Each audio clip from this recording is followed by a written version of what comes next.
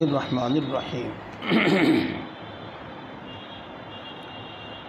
دوستو، اہم اور بنیادی بحث ہے ایمان کی بحث، اور کوشش یہ کی جا رہی ہے کہ وہ پوری تفصیل کے ساتھ اور بصیرت کے ساتھ آپ کو معلوم ہو جائے۔ اسی سلسلے میں فرقوں کا تعارف کرایا جا رہا ہے۔ ان فرقوں کے اقوال سے بھی ہمیں اپنی بات کو سمجھنے میں مدد ملے گی۔ اس سلسلے میں عرض کیا گیا تھا کہ سب سے پہلا فرقہ اسلام میں شیعہ ہے، اور شیعہ کے معنی پارٹی کے ہیں، اور شیعہ کے معنی ایک خاص نظریے کی حامل جماعت کے ہیں۔ عام طور سے یہ پورا لفظ بولا جاتا ہے شیعان علی، جس کا مطلب ہوتا ہے علی کی پارٹی۔ اور کل عرض کیا تھا کہ یہ پارٹی علی کی پارٹی ضرور کہلائی جاتی ہے، نام اس کا ضرور ہے علی کی پارٹی، لیکن حضرت علی رضی اللہ تعالی عنہ کا یا امام حسن یا حضرت حسن رضی اللہ تعالی عنہ، حضرت حسین رضی اللہ تعالی عنہ، اور اس کے بعد آل و اطہار نبی کا اس پارٹی سے کوئی لینا دینا نہیں ہے، بلکہ حضرت علی رضی اللہ تعالی عنہ نے اپنے زمانے میں ان کو بڑا مارا ہے، اور خوب مارا ہے ان کو۔ تو یہ شیعان علی بالکل ان کا اپنا ایک دعویٰ ہے۔ حضرت علی رضی اللہ تعالی عنہ ان کے اس عمل سے نہ خوش ہیں اور نہ ہی وہ ان کے حامی ہیں، یہ ہے۔ پھر عرض کیا تھا کہ عبداللہ ابن سبا یہودی، جو اسلام کا بہت بڑا دشمن تھا اور اپنی حرکتیں کرتا رہتا تھا، جب اس نے یہ دیکھا کہ اسلام ایک ایسی تحریک ہو چکی ہے کہ جس سے ٹکرانا ممکن نہیں ہے اور تیری کوئی کوشش کامیاب نہیں ہوگی، تو وہ مسلمان ہوا، بظاہر مسلمان ہوا، یعنی منافق بنا، اور بہت زیادہ عبادت گزار بنا، تبلیغی جماعت والوں سے بھی زیادہ عبادت گزار بنا۔ اور اس کے بعد اس نے اسلام کی بیخ کنی شروع کی، اور اس نے یہودی عقائد اسلام میں مسلمانوں کے درمیان پھیلانے شروع کیے۔ ان عقائد میں سے ایک عقیدہ یہ اس نے وضع کیا کہ حضرت علی رضی اللہ تعالی عنہ رسول اللہ صلی اللہ علیہ وسلم کے خلیفہ ہیں اور بلا فصل کے ہیں، اور ابو بکر، عمر اور عثمان غاصب ہیں، اور جس طرح یہ غاصب ہیں اسی طریقے سے ان کی حمایت کرنے والے بھی غاصب ہیں۔ اسی واسطے وہ کلمہ پڑھتے ہیں لا الہ الا اللہ محمد الرسول اللہ علی ولی اللہ و خلیفۃ رسولہ بلا فصل۔ ان کا کلمہ یہ ہے۔ خیر، بہرحال یہ فرقہ اس بنیاد پر وجود میں آیا۔ پھر عرض کیا تھا کہ اس میں ایک غالی فرقہ ہے جس کو رافضی کہتے ہیں، اسی کی جمع ہے روافض، اور رافضہ بھی ان کو کہتے ہیں عربی میں۔ اور یہ وہ لوگ ہیں جنہوں نے تمام صحابہ کو مرتد اور کافر قرار دے دیا، اور رسول اللہ صلی اللہ علیہ وسلم کے زمانے میں ہی ان کو منافق قرار، اور سوائے 6 صحابہ کے، یہ وہ رافضی کہلاتے ہیں۔ اور رافضی بہت غالی قسم کے شیعہ ہیں۔ پھر سمجھیے گا کہ ہر رافضی شیعہ ہوتا ہے، ہر شیعہ رافضی نہیں ہوتا۔ یہ اب آگے چلیے گا۔ شیعہ میں بھی بہت سارے فرقے ہیں، ان میں سے ایک فرقہ ہے جس کو فرقہ امامیہ کہا جاتا ہے یا فرقہ اثنا عشریہ کہا جاتا ہے، اور غالب یہی ہے۔ اور ایران میں عام جن کی حکومت ہے، جس کا سربراہ امام خمینی تھا، یہ اثنا عشریہ ہی فرقہ ہے، اور یہ بہت غالی فرقہ ہے، بہت ہی غالی فرقہ ہے۔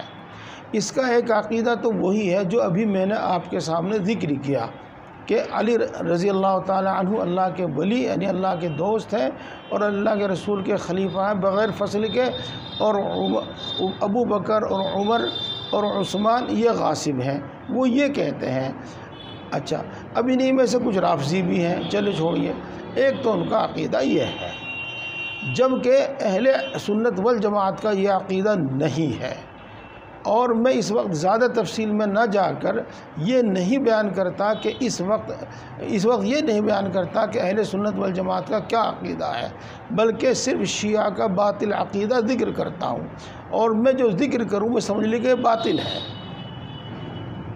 اور دوسرا ان کا عقیدہ یہ ہے کہ اگرچہ رسول اللہ صلی اللہ علیہ وسلم پر نبوت ختم ہو گئی ہے اور آپ کے بعد کوئی نبی نہیں ہے، لیکن وحی کا سلسلہ جاری ہے، اور مطلق وحی کا نہیں بلکہ وحی تشریعی کا سلسلہ بھی جاری ہے، اور اماموں پر وحی آتی ہے، وحی تشریعی بھی آتی ہے، اور ان کو کسی چیز کو حلال کرنے کا بھی حق حاصل ہے، اور ان کو کسی چیز کو حرام کرنے کا بھی حق حاصل ہے، حتیٰ کہ قرآن پاک کو اور رسول اللہ صلی اللہ علیہ وسلم کی احادیث کو بھی منسوخ کرنے کا حق حاصل ہے۔ وہ یہ کہتے ہیں، ان کا ایک فرقہ ان کے عقائد میں سے مشہور عقیدہ یہ ہے۔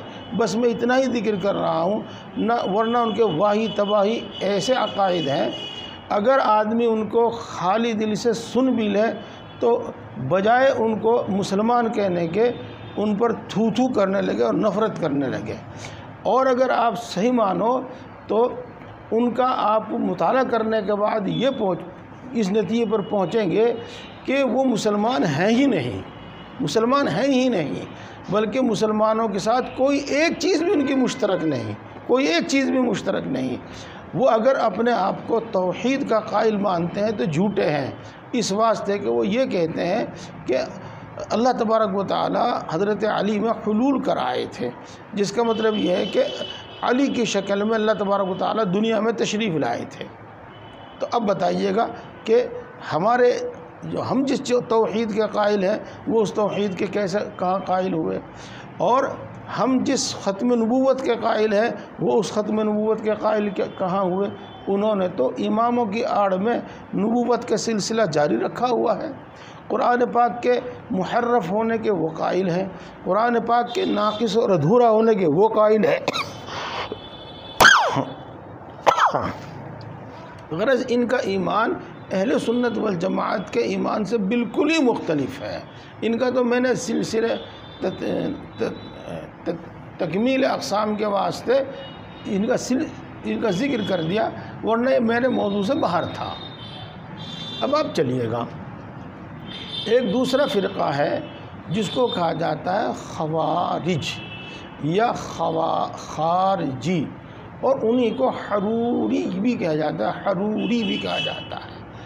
اور یہ فرقہ پیدا ہوا ہے سیاسی عوامل کی وجہ سے، سیاسی وجوہات کی وجہ سے۔ اور قصہ اس کا یہ ہے کہ جب حضرت امیر معاویہ رضی اللہ تعالی عنہ اور حضرت علی رضی اللہ تعالی عنہ کے درمیان ایک جنگ ہوئی جس کو جنگ صفین کہا جاتا ہے، تو اس وقت میں حضرت امیر معاویہ رضی اللہ تعالی عنہ کی فوجیں جنگ ہار رہی تھی، حضرت علی رضی اللہ تعالی عنہ کی فوجیں غالب آ رہی تھی۔ تو اللہ معاف کرے مجھے، صحابہ کی شان میں باتیں یہ الفاظ مناسب تو نہیں ہوتے، لیکن ہمارے پاس کوئی دوسرے الفاظ ہیں نہیں اس حقیقت کو بیان کرنے کے واسطے۔ سارے چالاک لوگ امیر معاویہ رضی اللہ تعالیٰ عنہ کے ساتھ جمع تھے۔ انہوں نے اس وقت یہ چالاکی کی کہ قرآن پاک کو اپنے نیزوں پر بلند کیا رکھا، اور یہ کہا کہ ہمارا تمہارا فیصلہ تلواریں نہیں کریں گی، ہمارا تمہارا فیصلہ قرآن کرے گا۔ یعنی جب انہوں نے دیکھا کہ ہم شکست کھا رہے ہیں تو ایک دم وہ صلح پر آ گئے، اور اس چالاکی سے صلح پر آئے کہ علی رضی اللہ تعالیٰ عنہ کو صلح پر آنا ہی پڑا۔ چونکہ جب قرآن پاک درمیان میں آ گیا تو علی رضی اللہ تعالیٰ عنہ کی فوجیں کہنے لگی کہ اب لڑنے کا کوئی جواز نہیں، اب قرآن کے فیصلے پر ہم جمع ہوں گے۔ میں نے بھی ایک بات کہہ دی، اور کہہ دی صحیح، الفاظ کیسے بھی ہوں کہ سارے چالاک لوگ امیر معاویہ رضی اللہ تعالیٰ عنہ کے ساتھ جمع ہو رہے تھے اور سارے جاہل اور بے عقل لوگ حضرت علی رضی اللہ تعالیٰ عنہ کے ساتھ جمع ہو رہے تھے۔ یہ تو خیر چھوڑیے، یہ سب نہ کہیے گا، صحابہ بھی تھے لیکن کثرت ایسے لوگوں کی تھی، کثیر تعداد ایسے لوگوں کی تھی۔ خیر بہرحال اب قرآن پاک کے جو فیصلے قرآن پاک کو درمیان میں لے آئے تو حضرت امیر معاویہ رضی اللہ تعالی عنہ کی طرف سے حضرت عمرو بن عاص رضی اللہ تعالی عنہ کو حکم بنایا گیا۔ حکم کے معنی اگر آپ سمجھتے ہو تو ٹھیک ہے، اور نہیں سمجھتے تو میں تشریح کروں اس کی۔ پنچ، فیصلہ دینے والا، ثالث، آپ جو فیصلہ کر دیں ہمیں قبول ہے، جو کہتے ہیں ثالث، اس کو کہتے ہیں تحکیم۔ آپ نے فقہ کی کتابوں میں پڑھا ہوگا، کتاب التحکیم، حکم بنانا، یہ وہ حکم بنانا ہے۔ اور حضرت علی رضی اللہ تعالی عنہ کی طرف سے حضرت ابو موسیٰ اشعری رضی اللہ تعالی عنہ حکم بنائے گئے۔ اگرچہ اس تحکیم کا بہت ہی برا انجام ہوا حضرت عمرو بن عاص رضی اللہ تعالی عنہ کی وجہ سے۔ حضرت عمرو بن عاص رضی اللہ تعالیٰ عنہ کی شان میں کوئی لفظ استعمال کرنا نہیں چاہتا، لیکن بہرحال اپنے بڑے جو نے جو استعمال کیا ہے اگر میں اس کو نقل کر دوں تو میری غلطی نہیں، اگر غلطی ہے تو ان کی ہوگی۔ وہ یہ ہے کہ مفتی سعید احمد صاحب فرماتے ہیں کہ عمرو بن عاص رضی اللہ تعالیٰ عنہ نے ایک چال چلی، وہی جو میں کہہ رہا تھا آپ کو۔ اور وہ چال کیا چلی؟ وہ چال یہ تھی کہ حضرت ابو موسیٰ اشعری رضی اللہ تعالی عنہ اور حضرت عمرو بن عاص رضی اللہ تعالی عنہ کے درمیان یہ معاملہ طے ہوا کہ تم بھی اپنے امیر کو یعنی معاویہ کو معزول کر دو، اور تم بھی یعنی ابو موسیٰ اشعری علی رضی اللہ تعالی عنہ کو معزول کر دیں، اور پھر امت مسلمہ جس کو چاہے اپنا امیر منتخب کر لیں۔ یہ تو دیکھو سب کے متفق ہو جانے کی ایک صورت تھی، بعد میں اتفاق ہوتا یا نہ ہوتا لیکن بہرحال اتفاق کی ایک صورت تھی۔ اب ہوتا یہ ہے کہ حضرت ابو موسیٰ اشعری رضی اللہ تعالیٰ عنہ بڑی عمر کے بھی تھے، بڑے مخلص صحابی تھے، بھولے بھالے کہہ لیجیے گا آپ، اور عمرو بن عاص کی بات آپ نے سن ہی لی۔ تو حضرت ابو موسیٰ اشعری رضی اللہ تعالیٰ عنہ فرماتے رہے کہ عمرو بن عاص پہلے تم کھڑے ہو اور اپنا فیصلہ سناؤ۔ عمرو بن عاص نے کہا کہ اب آپ بڑے ہیں، فلاں ہیں، تعریفوں کے پل باندھ دیے اور کہ آپ اٹھو اور آپ اپنا فیصلہ سناؤ۔ جب اس طرح اصرار ہوا تو حضرت ابو موسیٰ اشعری رضی اللہ تعالیٰ عنہ نے کھڑے ہو کر اعلان کر دیا کہ میں نے علی کو معزول کیا۔ اس کے بعد حضرت عمرو بن عاص رضی اللہ تعالیٰ عنہ اٹھتے ہیں اور وہ یوں کہتے ہیں کہ ابو موسیٰ اشعری نے اپنے امیر کو آزاد کر وہ معزول کر دیا، اور میں امیر معاویہ کو معزول نہیں کرتا، اب وہ بالاتفاق تمام مسلمانوں کے امیر ہیں۔ واللہ اعلم، بہرحال روایت میں ہی آتا ہے۔ خیر، میں نے قصہ تو آپ کو اس طرح بیان کیا۔ اب معاملہ یہ ہوتا ہے کہ حضرت علی رضی اللہ تعالیٰ عنہ کی جماعت میں سے ایک جماعت اس فیصلے سے منحرف ہو گئی اور انہوں نے اس تحکیم ہی کو غلط قرار دیا اور کہا ان الحکم الا للہ، اور یہ بول کر حضرت علی رضی اللہ تعالیٰ عنہ، حضرت معاویہ رضی اللہ تعالیٰ عنہ اور حضرت عمرو بن عاص، حضرت ابو موسیٰ اشعری رضی اللہ تعالیٰ عنہ، ان سب کو کافر قرار دے دیا، اور اس کے ساتھ جو اس تحکیم پر راضی تھے اس وقت ان کو بھی کافر قرار دے دیا۔ بلکہ یوں کہتے ہیں کہ آئندہ زمانے میں بھی جو شخص اس تحکیم پر راضی ہو وہ بھی کافر، انہوں نے یہ فیصلہ سنا دیا۔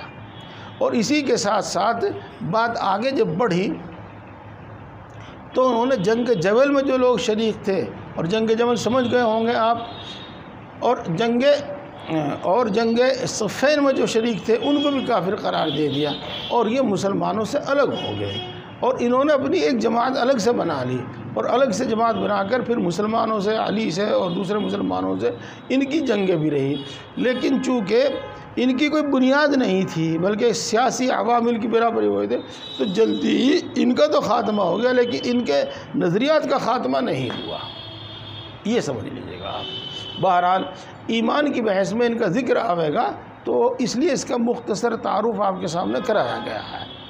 اب اسی طریقے سے ایک فرقہ ہے جس فرقے کو کہا جاتا ہے معتزلہ۔ اس کی بنیاد سیاسی نہیں ہے، اس کی بنیاد مذہبی ہے، اور وہ فرقہ اگرچہ آج دنیا میں موجود نہیں ہے، بظاہر اس نام کے ساتھ کوئی فرقہ نہیں ہے، لیکن ان کے عقائد دنیا میں پھیلے ہوئے ہیں، جیسا کہ میں نے کچھ تفصیل آپ کے سامنے بتائی تھی۔ بہرحال قصہ اس طرح پر ہوتا ہے کہ ایک فرقہ تو یہ تھا خوارج کا، اور آگے تفصیل آئے گی، اجمال بتاتا ہوں میں۔ انہوں نے یہ کہا تھا کہ مرتکب کبیرہ کافر ہے اور مخلد فی النار ہے۔ تو ایک فرقہ تھا مرجیہ، وہ یوں کہتا تھا کہ ایمان صرف تصدیق قلبی کا نام ہے، اور اقرار باللسان ضروری نہیں ہے، اور عمل بالارکان ضروری نہیں ہے، بلکہ انہوں نے یہ کہا تھا الطاعۃ لا تفید والمعصیۃ لا تضر۔ طاعت کا کوئی فائدہ نہیں ہے اور معصیت کا کوئی نقصان نہیں ہے۔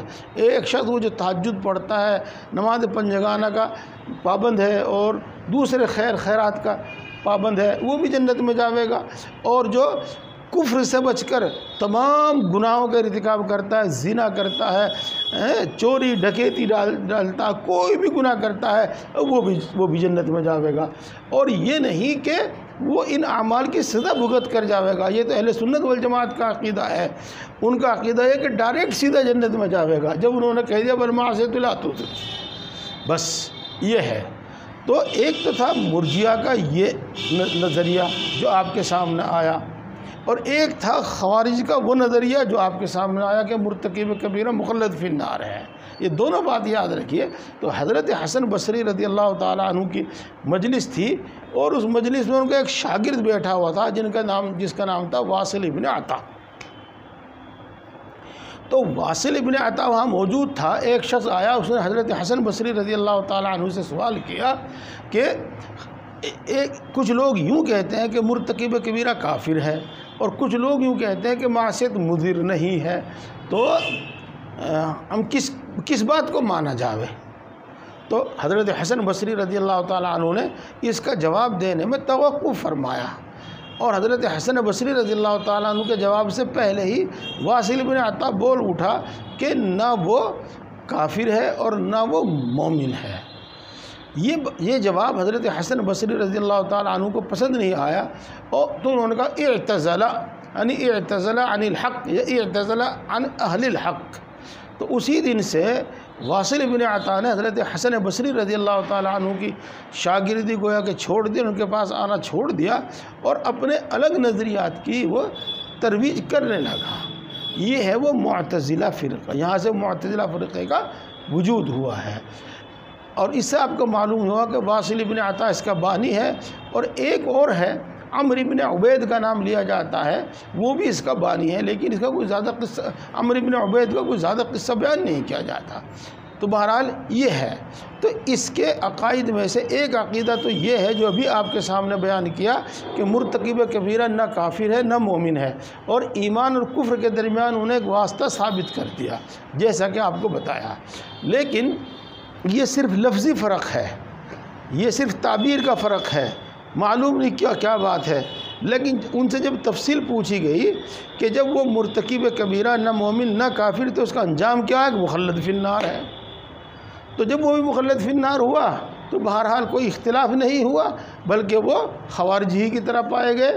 لیکن بہرحال وہ تعبیر یہ کرتے ہیں کہ نہ وہ مومن ہے نہ وہ کافر ہے۔ یہ ہے ان کے عقائد کی۔ میں آپ کے سامنے صرف دو بات رکھنا چاہتا ہوں اس وقت، اور وہ دو بات اس لیے رکھنا چاہتا ہوں کہ وہ باتیں اب عام ہوتی جا رہی ہیں۔ کل ایک بات بتائی گئی تھی آپ کو، حضرت ابو الحسن اشعری رحمہ اللہ کے اپنے والد ہی کہہ لو یا جو بھی، یا اپنے استاد کہہ لو، ابو علی جبائی سے الگ ہونے کا جو قصہ سنایا گیا تھا، وہاں آیا تھا اصلح للعباد، اللہ تبارک و تعالیٰ پر واجب ہے۔ اس کو اس طرح بھی کہا جاتا ہے کہ اللہ تبارک و تعالیٰ پر عدل واجب ہے، اور عدل واجب ہونے کی تفسیر یہ کرتے ہیں کہ جو شخص طاعت کرے اس کو اجر و ثواب دینا اللہ کے ذمہ لازم ہے۔ اور اگر نہ دے اللہ تبارک و تعالیٰ تو یہ ظلم ہے اللہ تبارک و تعالیٰ کا. اور اسی طریقے سے گناہ کے مرتکب کو سزا دینا اللہ تبارک و تعالیٰ پر واجب ہے، اور اگر وہ واجب وہ یہ ایسا نہ کرے تو یہ ظلم ہے. بہرحال ان کا ایک عقیدہ یہ ہے جس کو تعبیر کیا جاتا ہے اصلح للعباد سے، اور اسی وجہ سے وہ اپنے آپ کو اصحاب العدل والتوحید کہتے ہیں، انصاف والے اور توحید والے. یہ نام بھی میں نے آپ کو اس لیے خاص طور سے بتایا ہے کہ کسی کے نام سے چکر میں مت آنا، نام سے چکر میں مت آنا، بلکہ حقیقت کو دیکھنا، حقیقت کو. جیسا کہ ابھی آپ نے شیعہ کے بارے میں سنا کہ ان کا اہل سنت والجماعت سے کوئی جوڑ ہی نہیں ہے، کہیں بھی جوڑ نہیں ملتا، کہیں بھی جوڑ نہیں ملتا، لیکن وہ اپنے آپ کو کہتے ہیں مومن، مومن نام دیتے ہیں اپنے آپ کو وہ. اور جیسا کہ آپ دیکھتے ہیں جن کو آپ لوگ بریلوی کہتے ہیں، بریلوی، ہم لوگ جن کو بریلوی کہتے ہیں، اور وہ پکے بدعتی ہیں، بلکہ پکم پکے بدعتی ہیں، لیکن وہ کہتے ہیں اپنے آپ کو سنی. ہاں، اسی واسطے جو لوگ یوں کہتے ہیں کہ نبیوں والا کام کر رہے ہیں، اس سے دھوکہ مت کھانا، اس سے دھوکہ مت کھانا. تو یہ اپنے آپ کو اصحاب العدل والتوحید کہتے ہیں، تو اس سے دھوکہ مت کھانا، میں یہ کہنا چاہ رہا ہوں. اسی طریقے سے ان کے عقائد میں سے، ان کے نظریات میں سے ایک یہ ہے کہ عقل حاکم ہے نقل پر، عقل حاکم ہے نقل پر.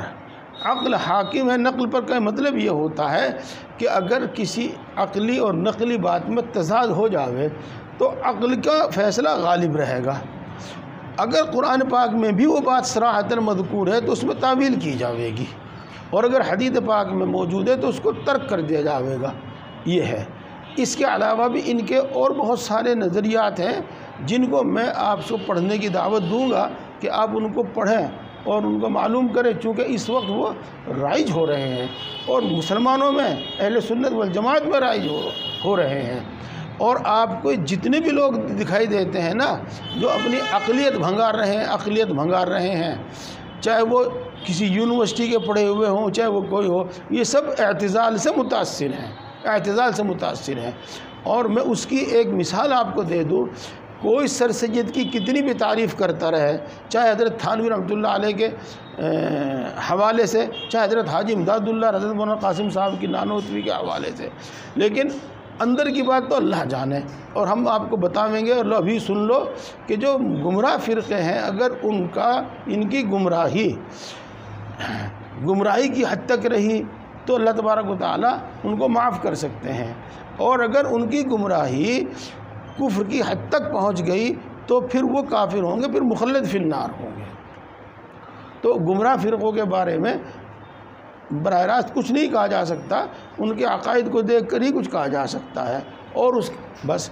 تو جیسا کہ قرآن پاک میں جتنے بھی معجزات آئے ہیں، سر سید نے ان سب کی تعویل کی ہے، ایک کو بھی سیدھے طریقے پر نہیں مانا ہے. تو یہ اعتزال سے متاثر ہیں، سب اعتزال سے متاثر ہیں. بہرحال یہ ایک فرقہ ہے معتزلہ، اور یہ یوں کہتا ہے کہ مرتکب کبیرہ نہ کافر ہے نہ مومن ہے. یہ اسی طریقے سے اب چلیے گا، ایک فرقہ ہے، ہاں یہ سمجھ لیجئے گا کہ خوارج کا بانی تو کوئی ایک نہیں ہے، بلکہ وہ تو مستقل ایک جماعت ہے. اور معتزلہ کا بانی میں نے آپ کو بتا دیا. اور ایک فرقہ ہے جس کو کہا جاتا ہے جہمیہ. اور یہ بھی اپنے زمانے میں بہت ہی بالوں پر اس نے نکالے تھے، اور علماء نے اس کا رد تک کیا ہے. اور ایک غالباً امام بخاری علیہ رحمہ کی کتاب ہے الرد علی الجہمیہ، کتاب الرد علی الجہمیہ. تو یہ ہے. اس کا بانی جہم ابن صفوان تھا. اس کا عقیدہ یہ ہے کہ صرف معرفت قلبی ایمان ہے، صرف معرفت قلبی ایمان ہے، اور تصدیق قلبی اور چیز ہے، اور معرفت قلبی اور چیز ہے. معرفت قلبی آپ یوں کہہ لیجئے گا کہ تصدیق تو اختیاری ہوتی ہے. جب کسی چیز کی معرفت حاصل ہو جاوے پھر آدمی اپنے اختیار سے اس کو سچا قرار دے، وہ اپنے اختیار سے اس کو تسلیم کرے. یہ تو تصدیق ہے، تصدیق.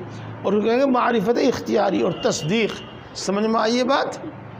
ہاں. اور ایک یہ ہے کہ معرفت ہو جاوے، چاہے غیر اختیاری ہو جاوے.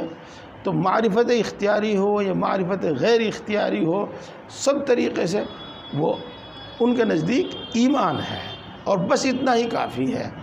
اور اس بات کو اگر لیا جاوے تو ہرقل بھی مسلمان، ابو طالب بھی مسلمان، اور وہ یہودی جن کے بارے میں اللہ تبارک و تعالیٰ نے ارشاد فرمایا یعرفونہ کما یعرفون ابناءہم، وہ بھی مسلمان، وہ یہ کہتے ہیں۔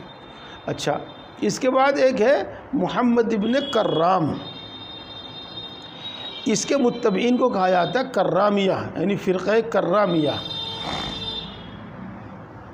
یہ یوں کہتا ہے کہ صرف اقرار باللسان ایمان ہے، صرف اقرار باللسان ایمان ہے، اور نہ اس کے واسطے تصدیق قلبی کی کوئی ضرورت ہے اور نہ ہی اس کے واسطے اعمال کی ضرورت ہے، وہ صرف اقرار باللسان کو ایمان کہتا ہے۔ یہ ہوا۔ ایک فرقہ ہے مرجیہ، وہ مرجیہ جس کا بھی آپ کے سامنے ذکر آیا تھا، جس کو لوٹانے کی ضرورت نہیں رہی۔ بہرحال شیعہ جن کے بارے میں عرض کیا کہ ان کا اس ایمان اہل سنت والجماعت کے ایمان سے بالکل ہی الگ ہے، اور پھر ہے خوارج، اور پھر ہے معتزلہ، اور پھر ہے جہمیہ،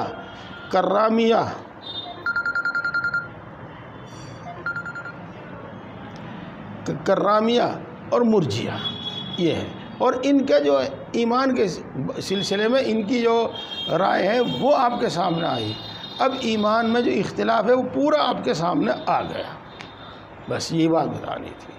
اہل سنت والجماعت کا جو اختلاف ہے وہ میں نے آپ کے سامنے بیان کر دیا تھا، بات پوری ہو گئی۔ اگر اس میں کچھ پوچھنا ہو تو پوچھو، اور نہیں تو پھر آگے چلتے ہیں۔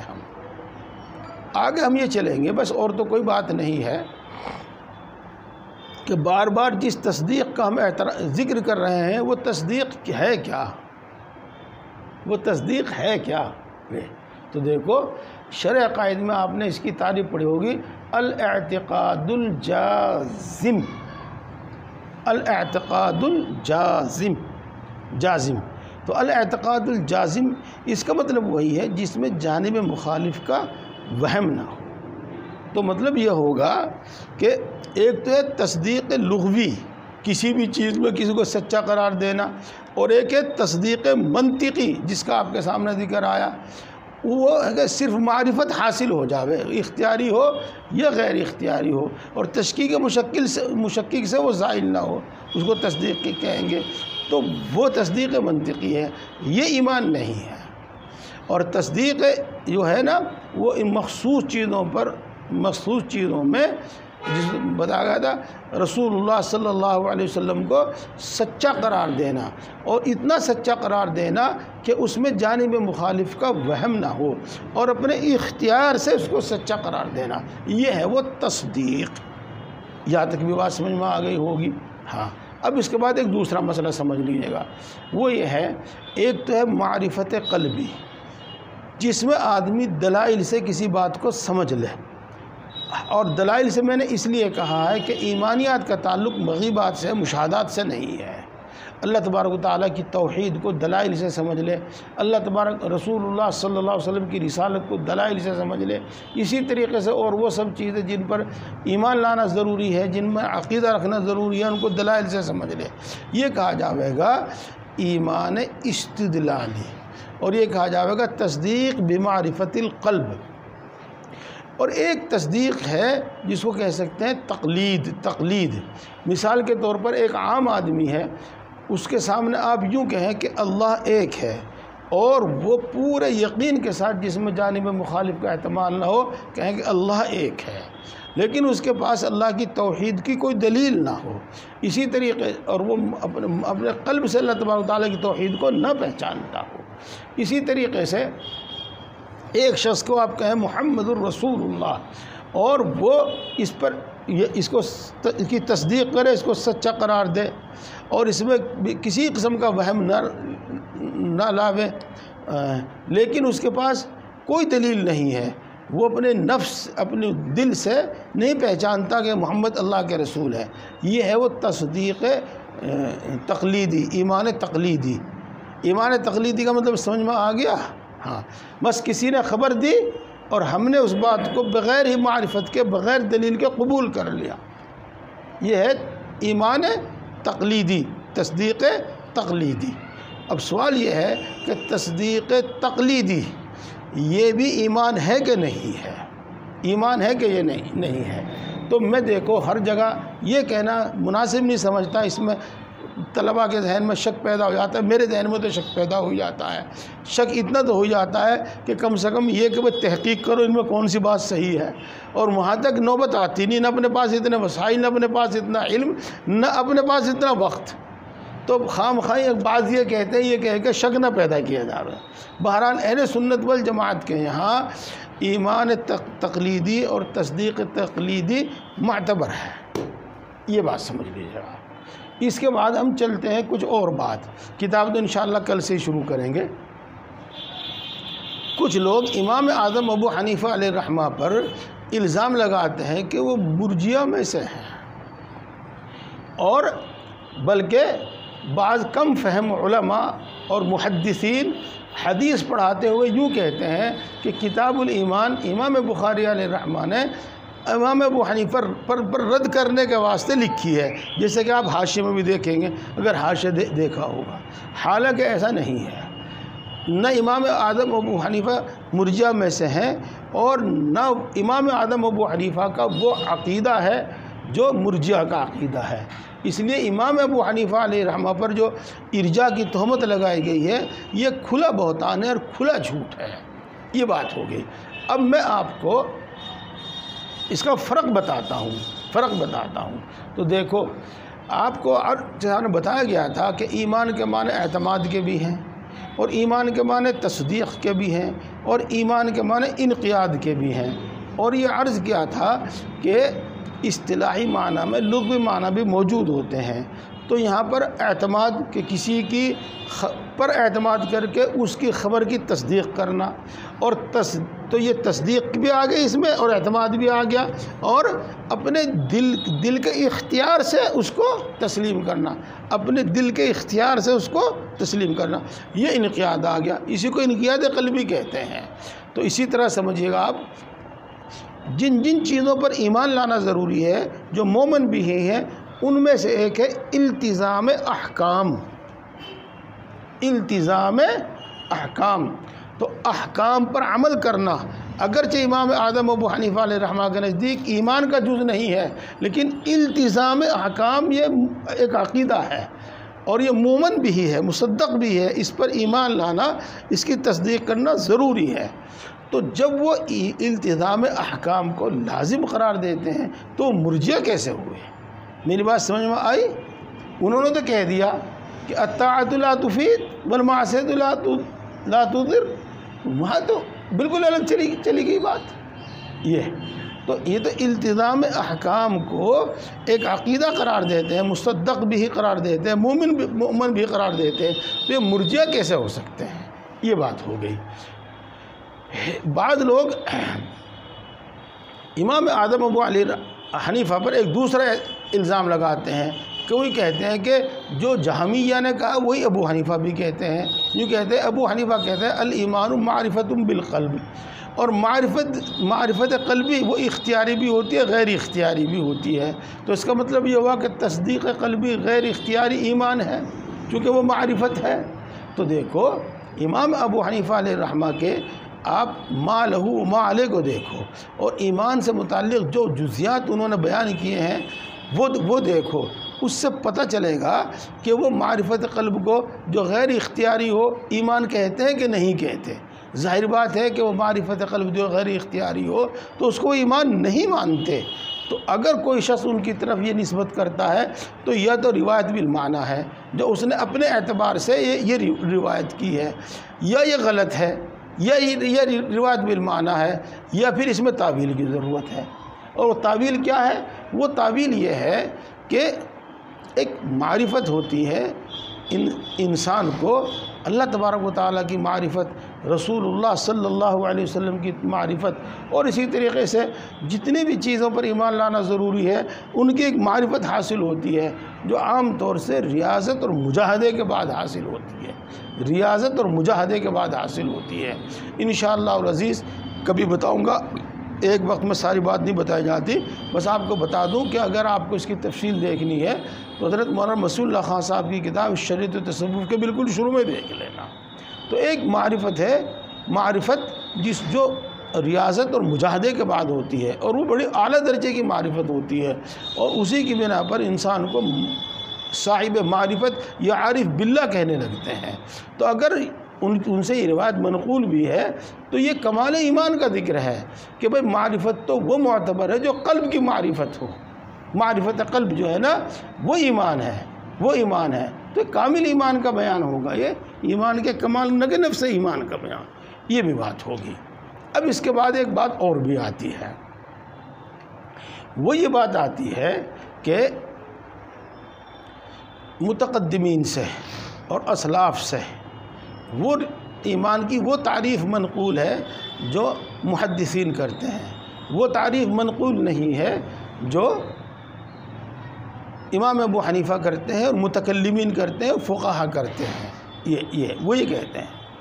تو یہ بھی غلط ہے، یہ بھی غلط ہے، اس واسطے کہ متقدمین کی وہ عبارت بھی صاف اور صریح نہیں ہے، صاف اور صریح نہیں ہے۔